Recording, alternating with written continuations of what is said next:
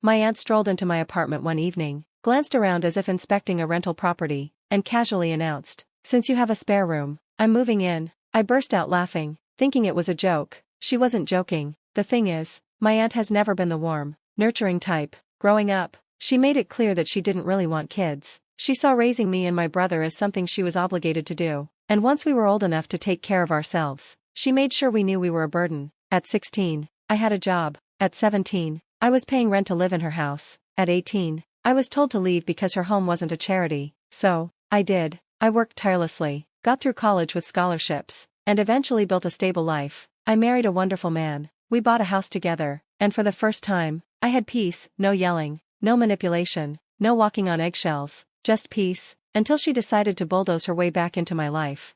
I laughed at her declaration, but she stared at me, dead serious. "I'm not joking," she said. "That room is empty, and I need a place to stay." "It makes sense." I shook my head. "That's not happening," she scoffed. "Of course it is. You're my niece. You owe me." I didn't know her a thing. I told her no, but she kept talking over me like my opinion didn't matter. She ranted about her landlord raising the rent, how she was tired of working, and how it was time for her family to take care of her. She spoke as if it were already decided. I told her again. "Not happening." She huffed, called me ungrateful, and stormed out. I thought that was the end of it.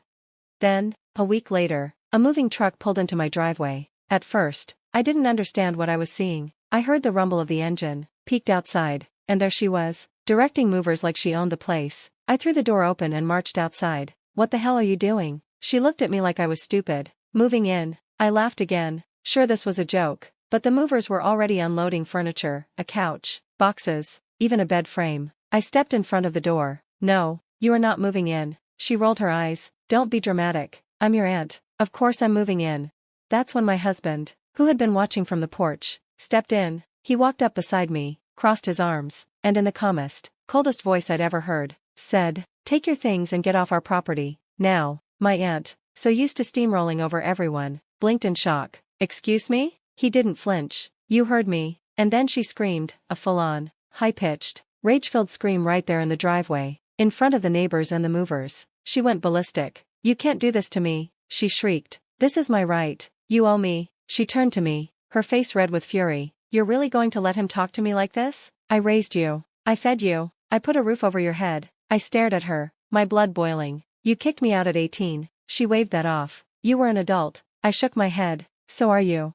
She kept screaming, yelling about how we were cruel, how she'd tell the whole family, how I'd regret this. The movers looked at each other awkwardly, realizing they'd been pulled into some family drama. Then my husband said, "If you don't leave in 5 minutes, I'm calling the police." That shut her up for a second. She just stood there, chest heaving, hands clenched into fists. Then, without another word, she spun on her heel, stomped back to her car, and peeled out of the driveway, leaving the movers standing there confused. I thought that was the end of it. I thought she'd throw her tantrum and move on. I was dead wrong. The next morning, I woke up to 27 missed calls, my brother, my uncle, a few cousins blowing up my phone. I groaned, already knowing what this was about, but then I saw the texts. "How could you throw your own aunt out on the street? You're a terrible niece. She sacrificed so much for you, and this is how you repay her? She's your aunt. What kind of monster are you?" I sat up in bed, my heart pounding. What the hell was she telling them? I didn't have to wait long to find out. My brother, who barely spoke to our aunt either, called me the second I picked up. He was yelling, "She told everyone you kicked her out with nowhere to go." I nearly dropped the phone. "What?" "She said she came to you begging for a place to stay because her landlord evicted her, and you and your controlling husband threw her onto the street with all her stuff. She's staying with Uncle Joe right now, crying her eyes out about how cruel you are." I could feel my blood boiling. "That is not what happened. I know that." My brother snapped. "But half the family thinks you're the devil now." My jaw clenched. Of course she was playing the victim. She'd been doing this her whole life, twisting reality until she looked like the innocent one and everyone else looked like the villain. And it worked, because the next thing I knew, family members were blocking me, unfriending me on social media. Even some of my coworkers started acting weird. When I asked around, I found out she had called my job. She told them she was my aunt, that she was homeless, and that I had abandoned her. She said she was worried about my moral character and wanted to warn them about the type of person I was. I was shaking. This wasn't just a family fight anymore, this was character assassination. I sat on the couch, staring at my phone, my hands trembling with anger. My husband sat beside me, silent for a long moment. Then finally, he asked, "What do you want to do?" And that's when I realized something. My entire life, I had been reacting to her. She would do something awful, and I would deal with it. Not this time. This time, I was going to make the first move, and she wouldn't see it coming. She wanted war? Fine, I'd give her war. First, I needed to get ahead of her lies. I called my job, spoke to HR, and laid everything out, how my estranged aunt had fabricated a sob story to make me look bad. Thankfully, they believed me, but they warned me to be careful. That was when I knew she wasn't going to stop.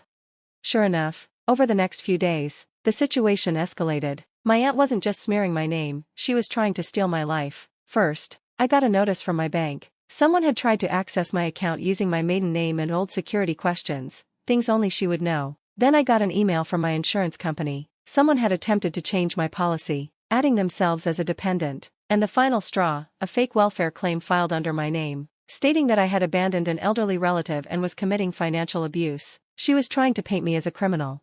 I was furious, but I didn't panic. If she wanted to play dirty, I'd play smarter. First, I locked down everything, froze my credit, changed my passwords, set up two-factor authentication on everything. Then I called a lawyer, and then I went digging, because my aunt had secrets, big ones, and I was about to expose them. I started making calls to old family friends, to people who used to know her, and what I found out made my jaw drop. Turns out, my aunt hadn't just been evicted like she claimed. She had been kicked out for scamming her own landlord. Apparently, she had been renting out her apartment on Airbnb behind his back while pretending to still live there. She made thousands, never paid him, and when he found out, she tried to claim he was the one scamming her. It didn't work. She was blacklisted from renting in most places around town. That's why she tried to move in with me, because she had nowhere else to go. Oh, but it got better. I also found out she had stolen thousands from my elderly grandfather before he passed away, took money meant for medical bills and spent it on vacations. That's why most of the family barely spoke to her. She was a fraud, a liar, a thief, and I had proof. Now, it was my turn to expose her. I set the trap, and she walked right into it. I waited for her next move. I knew she couldn't resist trying to get more from me. Sure enough, a few days later, she called my lawyer, claiming she was entitled to financial support as my aunt and that I had an obligation to house her under some made-up legal nonsense. My lawyer shut her down hard, but I wasn't done. I gathered everything I had on her, the eviction, the fraud, the stolen money. Then I did what she least expected. I sent it to the entire family, and then I took it one step further. I sent it to her landlord, the bank she owed money to, and even the police, because some of what she did was very, very illegal.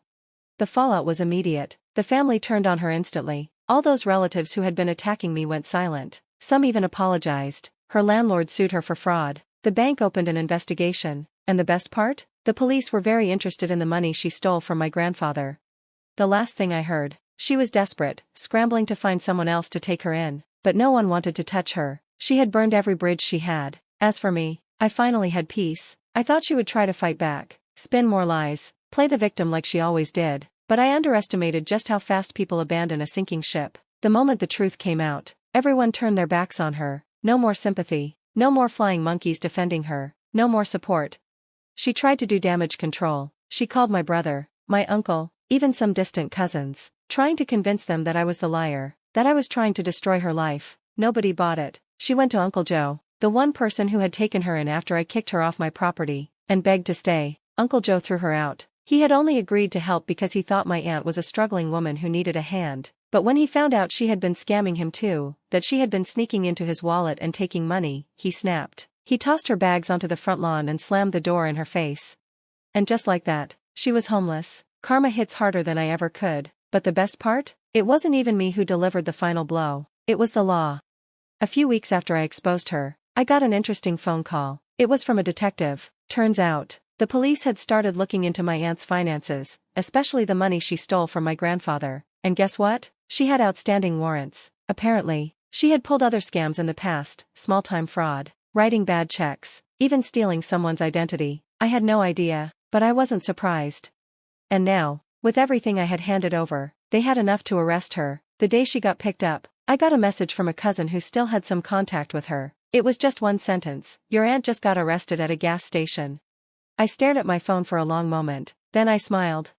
The aftermath? I have no regrets. She tried to destroy my life. She tried to move in and take over my house. She tried to ruin my reputation. She tried to steal from me. And in the end, she lost everything. She spent months fighting legal battles. Last I heard, she was bouncing between motels, begging distant family members for money. Nobody was helping her. She had burned too many bridges.